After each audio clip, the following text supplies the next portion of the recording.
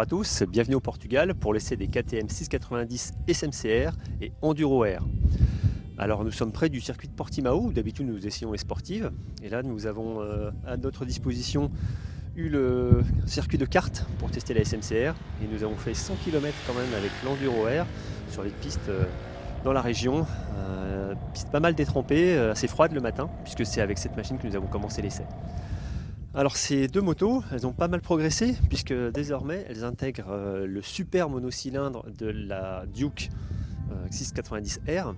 Donc c'est le format, l'architecture moteur la plus développée pour ce monocylindre, ce LC4 KTM, qui développe 75 chevaux à 8000 tours et quasiment 75 Nm de couple à 6005. Donc c'est un moteur particulièrement technologique, hein. On vous le détaillera dans l'essai en ligne sur le repère-des-motards.com, mais vraiment une mécanique assez sensationnelle, un monocylindre comme il n'en existe pas d'autres d'ailleurs. Il faut savoir également que ces motos s'électronisent pas mal aussi, avec une centrale inertielle qui va commander l'ABS, l'anti-patinage.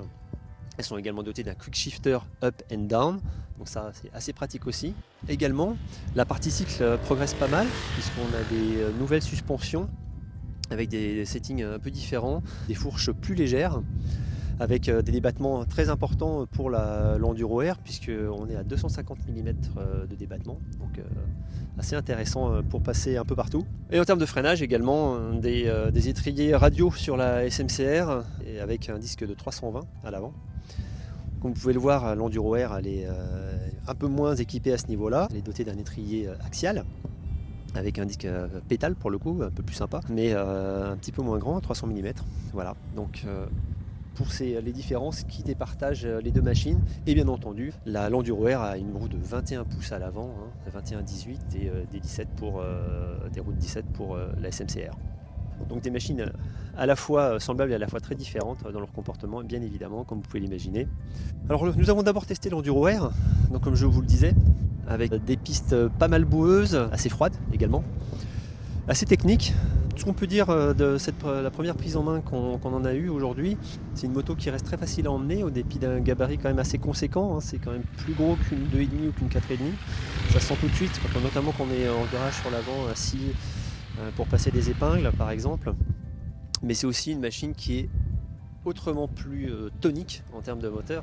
C'est impressionnant, hein. On peut vraiment sortir d'endroits assez compliqués au moteur.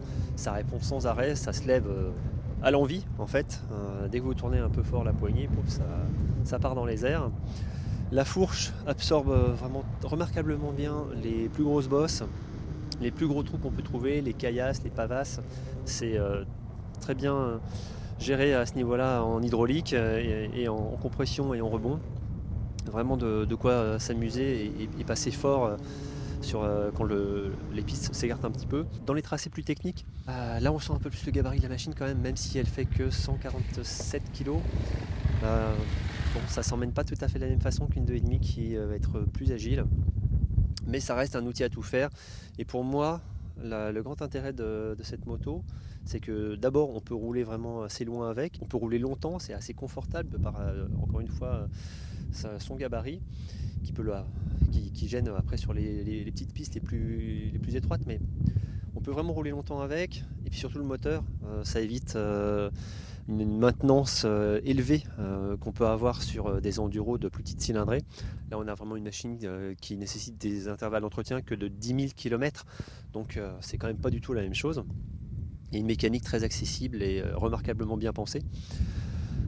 Autre programme sur la SMCR, là on a une bête de circuit, on va dire, pour les petits circuits, pour ceux qui aiment l'hypermotard, pour ceux qui aiment un peu comme l'hypermotard 950 que nous avions testé, qui aime bien faire les cons au guidon, et là vous êtes servi.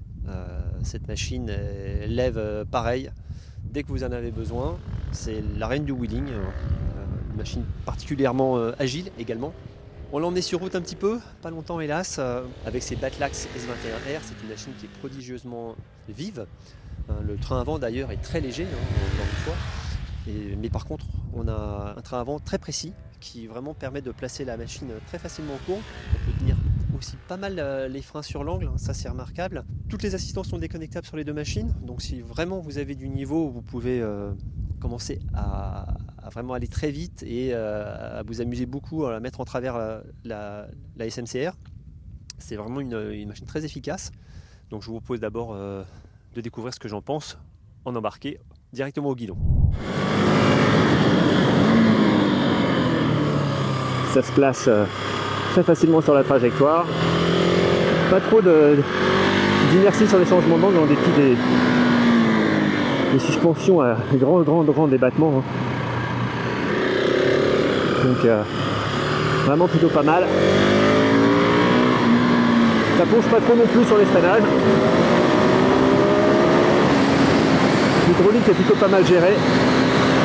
Comme d'habitude avec VP. Bien sûr il y a du transfert de masse, mais tout est parfaitement gérable.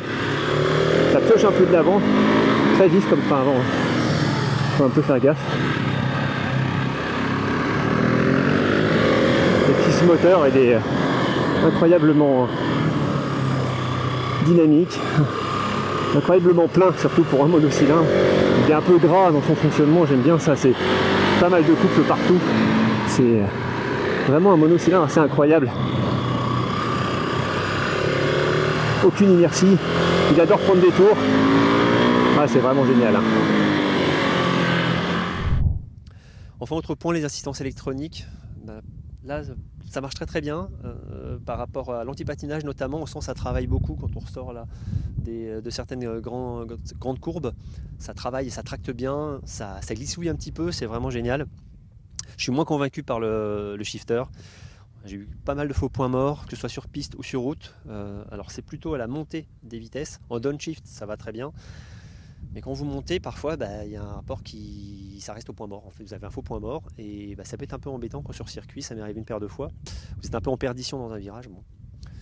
Il faut gérer, on met plus d'angle ou on utilise le frein arrière évidemment et généralement ça passe. Voilà ce qu'on pouvait vous dire sur l'essai de ces KTM 690 SMCR et Enduro Air. Toutes les deux sont au tarif de 10 799 €.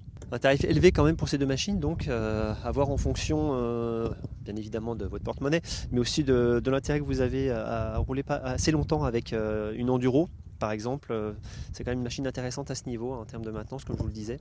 Et puis bien sûr, en termes de performance pour la SMCR, c'est des machines un peu à part. Ça peut aussi faire tout l'intérêt de ce choix. On vous en dit bien plus en ligne sur le site lerepairedesmotards.com. N'oubliez pas de vous abonner à la chaîne YouTube. Et moi, je vous retrouve très bientôt pour un nouvel essai. Merci.